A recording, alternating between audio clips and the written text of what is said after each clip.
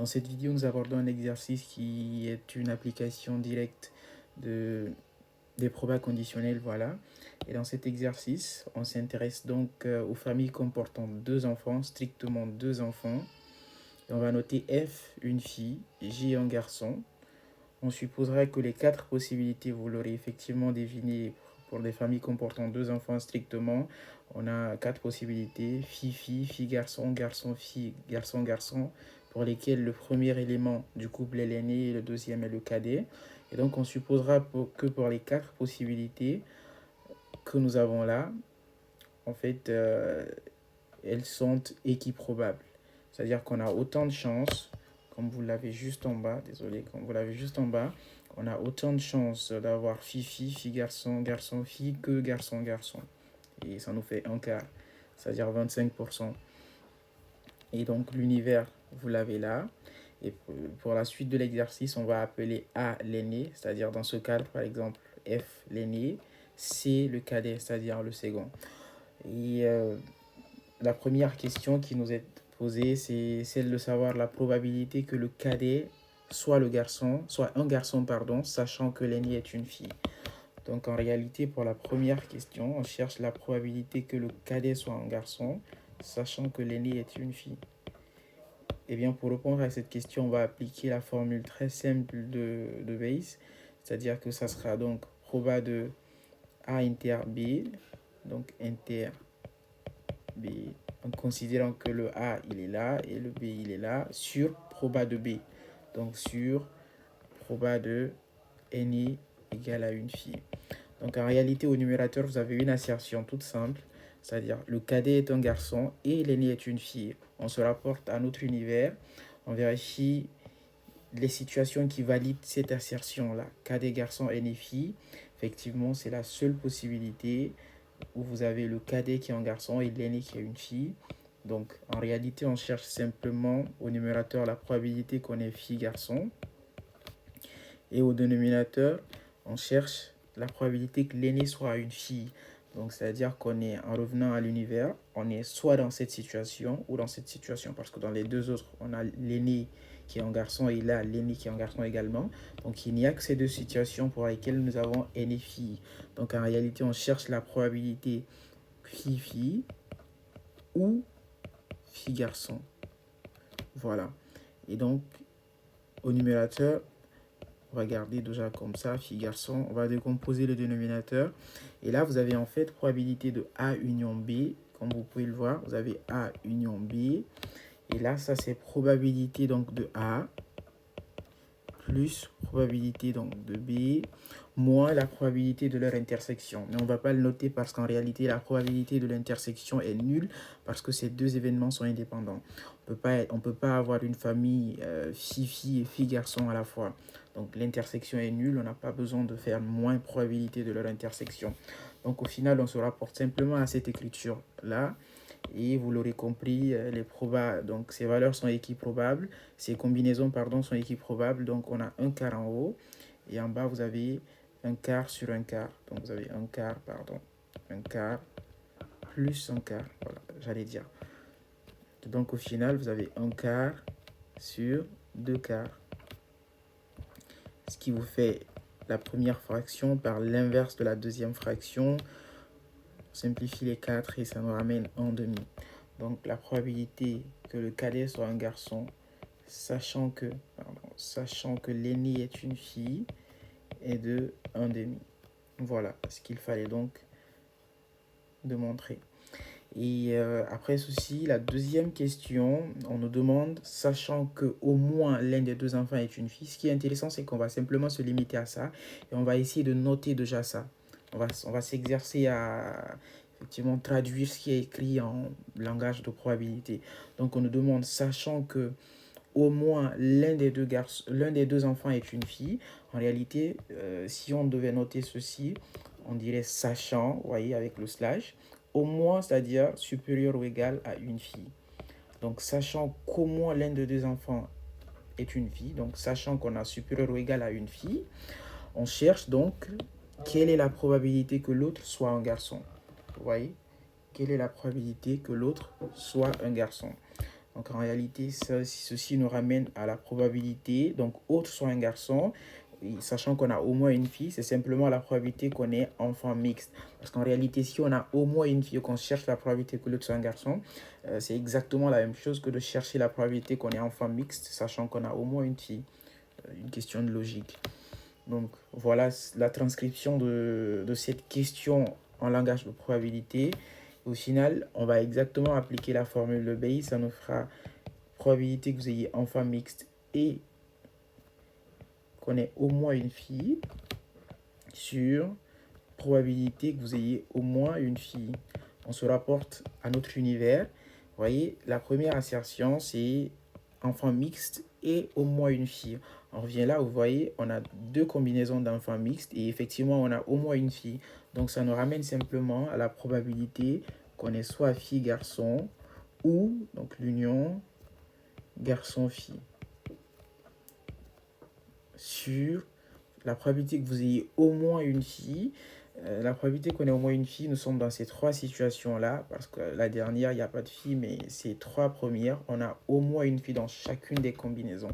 Donc en réalité, au dénominateur, ça fait probabilité que vous ayez soit fille-fille, ou fille-garçon, ou garçon-fille. Voilà. Donc en appliquant le même principe que tout à l'heure, en supposant que les... pas supposé, en sachant que les intersections sont nulles, ça nous revient simplement à avoir la somme de ces probas-là. Donc, ça nous fait proba fille-garçon plus proba garçon-fille. Sur le dénominateur, vous avez proba fille-fille plus proba fille-garçon plus proba garçon-fille. Voilà. Et ça nous fera donc un quart plus un quart. Au dénominateur, vous avez un quart plus un quart plus un quart, étant donné qu'on a trois probas. Donc, ça nous fait 2 quarts sur 3 quarts. Et vous avez donc la première fraction, on multiplie par l'inverse de la deuxième, en simplifiant par 4 quarts. Vous avez donc 2 tiers. Ce qui veut donc dire que la proba que vous ayez enfant mixte, sachant qu'on a au moins une fille, est de 2 tiers. Voilà ce qu'il fallait également démontrer. Après cela, la troisième question, elle est aussi toute simple, en tout cas à mon avis. On nous dit que Madame X et Madame Y, donc ce sont deux dames qui se rencontrent pour la première fois lors d'un voyage. Et la dame Madame X, donc, dit, j'ai 2 enfants, attendez, donc elle le dit à Madame Y, j'ai 2 enfants, attendez, je dois avoir des photos. Elle cherche, mais ne trouve malheureusement qu'une seule photo, donc des 2 enfants. Et donc, on nous dit, premier point, si Madame X dit alors, c'est ma fille Marilyn, quelle est la probabilité que Marilyn est un garçon? Donc, en réalité, qu'est-ce qu'on sait dans cette question? On sait qu'elle a une fille. Vous voyez, parce qu'elle dit, c'est ma fille Marilyn, et on sait qu'elle a une fille, on nous demande la probabilité que cette fille ait un frère. Donc, qu'on est enfant mixte, sachant qu'elle a une fille. Donc, en réalité, pour cette troisième partie, le premier point, vous voyez, on cherche la probabilité, sachant qu'elle a une fille. Mais en réalité, tout ce qu'on sait, c'est qu'elle a au moins une fille. Vous voyez, on sait qu'elle a au moins une fille parce qu'au final, elle peut en avoir présenté la première, étant donné qu'elle n'a pas la deuxième photo, mais cette deuxième peut coïncider à une deuxième fille éventuellement. Donc tout ce qu'on sait de façon très rigoureuse, c'est qu'elle a au moins une fille, vous voyez. Donc on sait qu'elle a au moins une fille, c'est sûr, elle s'appelle Marilyn. Et on nous demande la probabilité que cette fille ait un frère. Donc la probabilité qui est enfant mixte. Vous voyez, en réalité, ça revient à ce qu'on vient à peine de calculer, c'est-à-dire 2 tiers. Voilà. Donc, c'était simplement une application de ce qu'on a pu aborder sur la deuxième question. Et le deuxième point donc, de cette partie 3, on nous dit, Madame X dit alors une autre éventualité. C'est ma fille aînée Marilyn.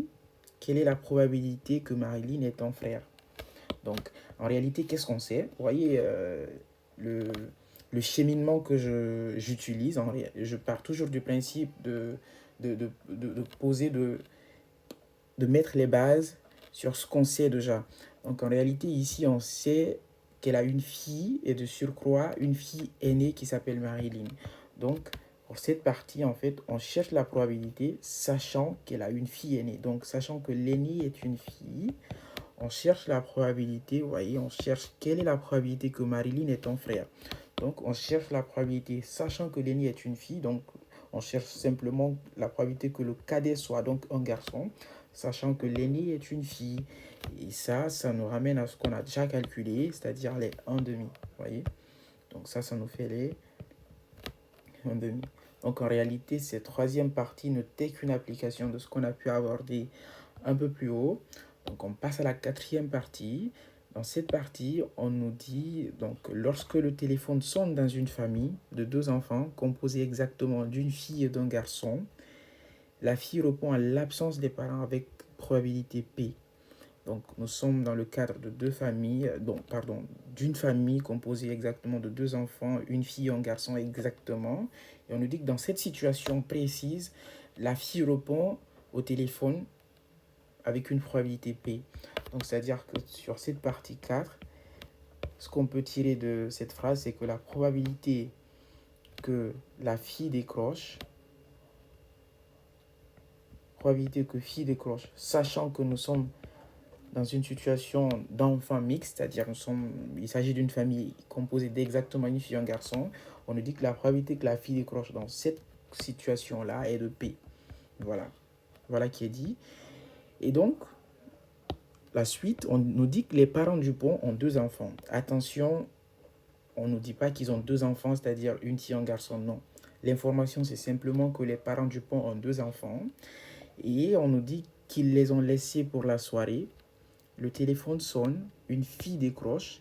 Quelle est la probabilité que l'autre soit un garçon? Donc, en réalité, on cherche la probabilité sachant qu'une fille décroche. Parce qu'on nous dit que le téléphone sonne et une fille décroche.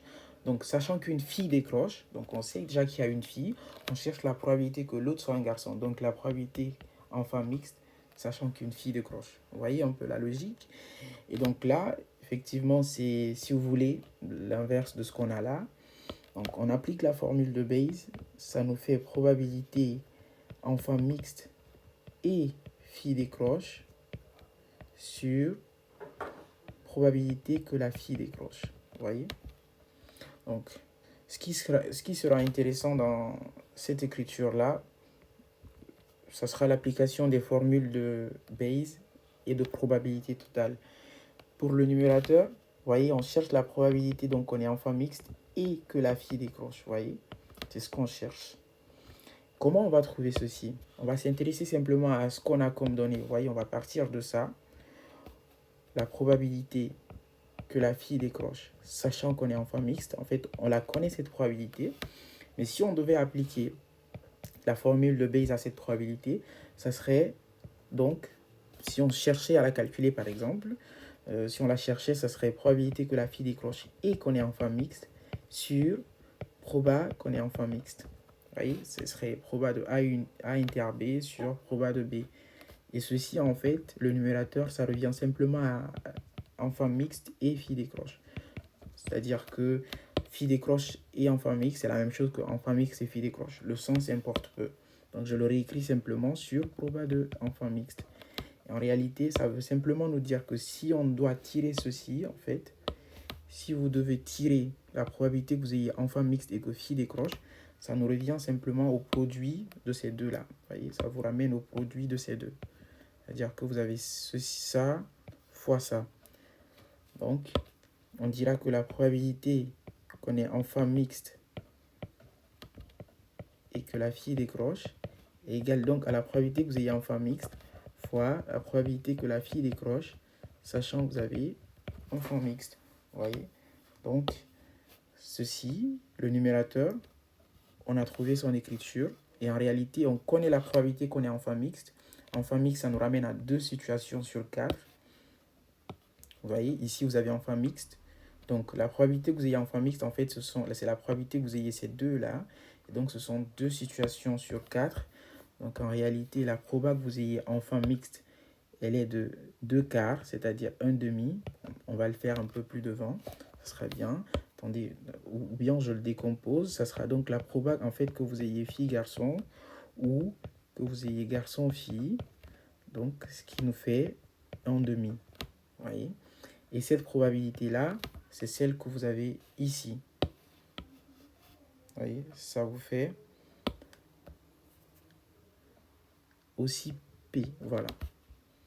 Une fois qu'on a ça, on s'intéresse donc au dénominateur, pardon, c'est-à-dire la proba que la fille décroche. La proba que la fille décroche, en réalité, cette proba, on la trouve simplement en appliquant la formule de proba totale. Comment on va le faire? On va s'intéresser à toutes les éventualités dans lesquelles la fille peut décrocher, c'est-à-dire toutes les combinaisons de familles possibles, étant donné qu'on ne connaît pas exactement la combinaison de la famille Dupont. Vous remarquerez que dans l'énoncé, on nous a simplement dit que les parents Dupont ont 2 enfants, vous voyez. Donc, on va simplement appliquer la formule de proba totale à 4 situations. Si vous voulez, je fais comme ça. En fait, la proba que la fille décroche, elle peut être couplée normalement à 4 situations et on va les englober en 3 grandes situations. C'est-à-dire qu'on peut avoir enfant mixte, fille-fille ou garçon-garçon. Vous voyez? Parce qu'en réalité, si vous revenez à toutes les situations possibles, vous avez fille-fille, garçon-garçon et enfant mixte. Vous voyez? Donc, on a ces 4 situations-là. Et la formule de proba totale nous dit que lorsqu'on arrive à partitionner l'univers en des éléments donc, que vous avez là, simplement cette formule de proba totale, donc cette probabilité que la fille décroche, peut être décomposée donc, en proba que vous ayez d'abord la première situation, donc enfant mixte, fois la proba que la fille décroche, sachant que vous avez enfant mixte, plus la deuxième situation, proba qu'on est fille-fille, fois la proba que la fille décroche, sachant que vous avez fille-fille, plus la proba que vous ayez garçon-garçon, fois la proba que la fille décroche, sachant que vous avez garçon-garçon. Vous voyez? Et donc, pour cette première partie, vous voyez, ceci, on a pu établir que c'était 1/2. Vous voyez? Ça nous ramène à ce qu'il y a là. Ça nous ramène à ceci. La probabilité que la fille décroche, sachant que vous avez enfant mixte, vous voyez, c'est la même chose, c'est P. Par contre, la proba que vous ayez fille-fille, voilà, cette proba-là, elle est de 1/4, et c'est là aussi elle est de 1/4. Rappelez-vous que les situations sont équiprobables, on les a ici, vous voyez. Donc, ces deux probabilités valent 1/4. Et des probas particulières, ce sont en premier lieu la probabilité que la fille décroche, sachant qu'on a fille-fille, pour une combinaison de que de filles, contenant que de filles, la probabilité qu'une fille décroche, elle est de 1. La probabilité qu'une fille décroche est de 1. Et deuxième point, pour une combinaison constituée contenant que des garçons, la probabilité qu'une fille décroche, elle est nulle. Vous voyez? La probabilité, elle est nulle qu'une fille décroche, sachant qu'on n'a que des garçons. Même chose ici, la probabilité qu'une fille décroche, sachant que vous avez que des filles, elle est de 1. La probabilité qu'une fille décroche, sachant que vous avez des enfants mixtes, elle nous a été donnée par l'énoncé, elle est de P. Et donc au final, regardez, s'il faut donc calculer la probabilité que la fille décroche, ça sera probabilité en premier lieu qu'on ait enfant mixte fois ça, c'est-à-dire 1/2 fois P. Donc ça sera 1/2 fois P, plus, ici vous avez donc un quart, vous voyez, 1/4 fois 1, plus 1/4 fois 1, plus 1/4 fois 0. Vous voyez, ça vous fait donc 1/2 fois P, donc 1/2 de P, plus 1/4, et 1/4 fois 0, ça vous fait 0. Donc la proba que la fille décroche, elle est de ceci. Et en haut, en réalité, la proba qu'on est enfant mixte et que la fille décroche, elle était donc de 1/2 de P. Vous voyez, parce que c'était 1/2 fois P. Donc, on revient à ce qu'on cherche, la proba qu'on est enfant mixte, sachant que la fille décroche. Et au final, en fait, le numérateur, c'est ceci, vous l'avez là. Le numérateur, c'est la fille décroche, on l'a là. Donc, en réalité, la proba qu'on est enfant mixte, sachant que la fille décroche, égale à 1/2 de P sur 1/2 de P plus 1/4. Vous voyez?